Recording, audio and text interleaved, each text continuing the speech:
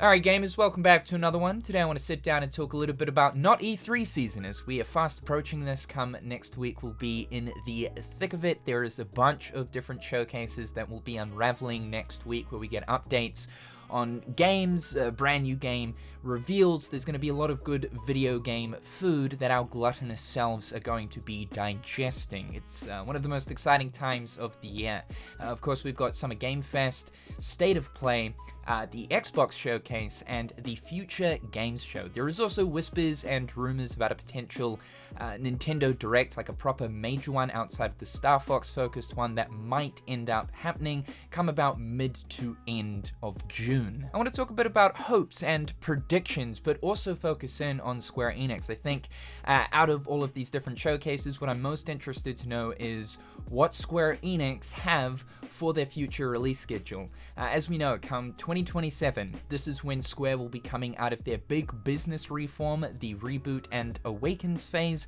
So around about now is sort of the perfect time for the company to kind of step forward to not only show their consumers, but also their investors what they have on the horizon. So let's start off with Square Enix. I think the big thing that people absolutely are expecting, given that Naoki Hamaguchi can't seem to stop talking about it, is Final Fantasy VII Remake Part 3. In fact, I would be shocked if the game doesn't end up getting revealed within this next week. And we're mainly looking at Summer Games Fest due to the fact that Jeff Keighley has had a long-running relationship with Square. He's also had stuff to do with revealing Final Fantasy VII Remake in the past. I think that this is going to be the first major AAA game from Square Enix coming out of their business reform. We just recently got a re-reveal of Dragon Quest XII finally after like 5 years, just based on the news that came out to do with that game, mentioning how development had essentially restarted. I'm actually not expecting anything more to do with Dragon Quest. Maybe Dragon Quest Monsters 4, there might be something extra that is shown at the State of Play or maybe at a future Nintendo Direct,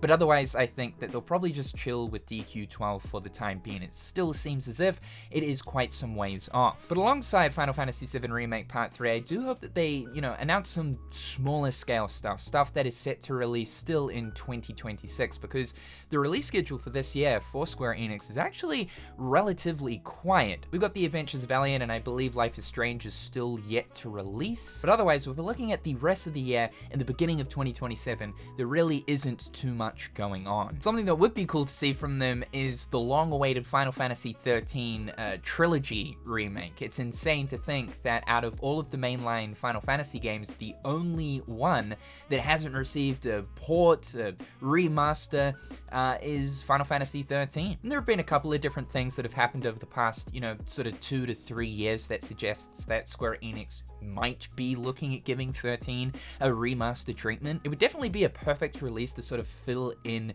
the gaps that we currently have for their release schedule. Kingdom Hearts is obviously a big one too. I know that a lot of people will be going into this not E3 season expecting and also hoping that Kingdom Hearts pops up in some shape or form. If you want to know my opinion, I'm not going into any of these shows expecting Kingdom Hearts, like really at all. As I've said previously, I think that towards the end of the year, if Kingdom Hearts 4 is going to show up in 2026, is more likely. My thought is that they'll want the spotlight to just solely be focused on Final Fantasy VII Remake Part 3. As we've been talking about though, to insert a little bit of Kingdom Hearts stuff in this next coming month, it would be great to see Square step forward and announce a native Switch 2 port of the Kingdom Hearts games, including Kingdom Hearts 3. But for those that don't know, it has already been mentioned by Tetsuya Nomura that Square Enix are planning to do something and say something, hopefully show something towards the Kingdom Hearts franchise come the 25th anniversary. So at the absolute limit, we can expect some new Kingdom Hearts stuff come March of 2027.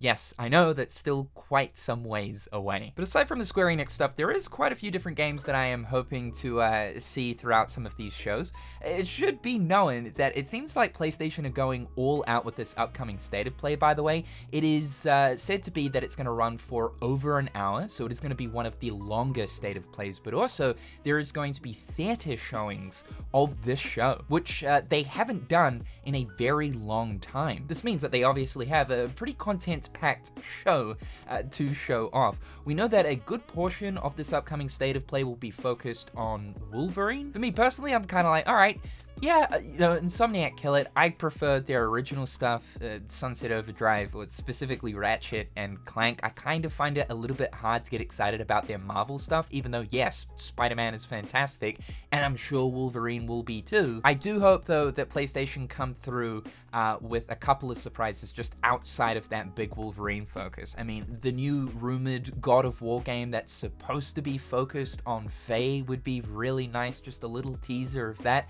And maybe an update finally on Intergalactic, because God knows Naughty Dog are taking so fucking long to get this game done. Looking over in Xbox's direction, I'm excited to see what they got cooking up with Gears of War E-Day. We know that there is going to be a big focus on that, but also we should probably expect an update on Fable.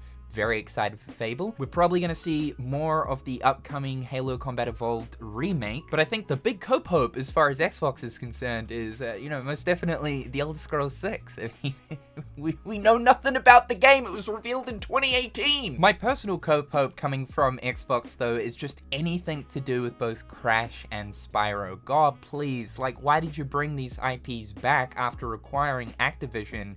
And, you've just slowed down and kind of done nothing with them. Crash got supported hard, and it was great to see the multiple installments that they brought out for Crash, but it's insane to me that nothing more has been done with Spyro outside of the Reignited trilogy. The past few years, when every single Xbox showcase comes around, people get excited in the hopes that Spyro 4 is finally going to become a reality. Toys for Bob have gone independent, but that isn't to say that they haven't been contracted to make a possible Spyro 4. Otherwise, looking at more general stuff, Summer Game Fest, there's a few different things here. I'd love an update on Judas. This is a spiritual successor to BioShock, one of my other favorite franchises of all time, coming from, of course, the mastermind of BioShock, Ken Levine. It's pretty much BioShock in space. This was revealed ages ago. It's kind of insane that we, still now in 2026 don't even have a release date, considering that journalists and the media got to actually experience the game. I believe it was either 2024 or 2025. I think 24. Ken Levine's sort of got this track record of taking an insane amount of time to pump out his video games because he's sort of deemed as a perfectionist. I also go into every single major gaming event expecting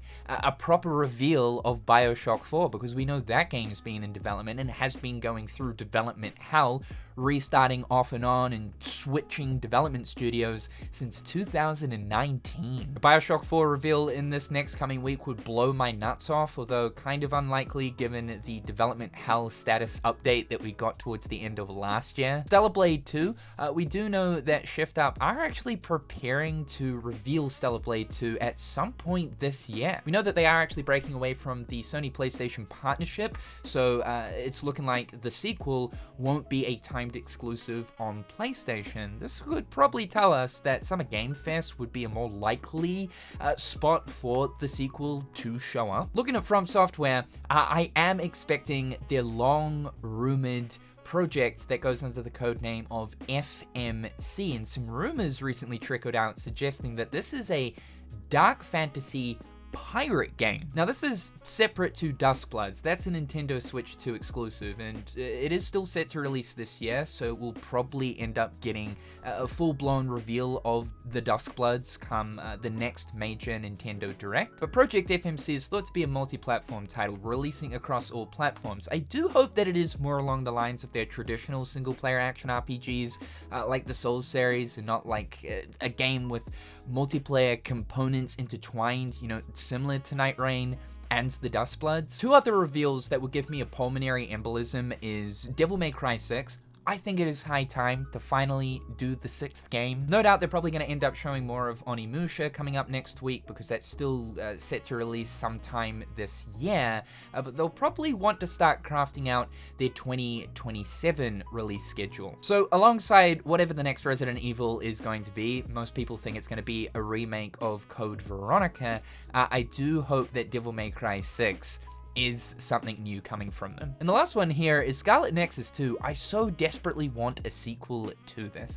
It is a fantastic game. I would go as far as to say that it is the most underrated action RPG of this generation. This will come down to whether or not Bandai Namco see it being beneficial and profitable to do a sequel, to do a follow-up for Scarlet Nexus based on the sales of the first game, which I don't think they were necessarily fantastic. But yeah, a reveal of number 2 would easily send me into overdrive. I do plan on talking about Scarlet Nexus at some point, by the way. The last thing that you guys should know is looking at the Future Games show, which is a smaller scale showcase, but important nonetheless. They are going to have a lineup of notable titles, bigger stuff, as well as smaller indie stuff.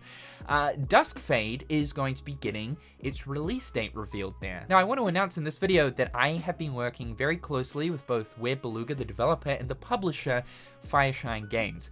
And I'm just going to tease here that there's some pretty exciting stuff coming up to do with myself and Dusk Fade over the next few months. I'll leave you with this though. Dusk Fade is simply fantastic. So those are my current thoughts on the Not E3 season. I am looking forward to diving into it.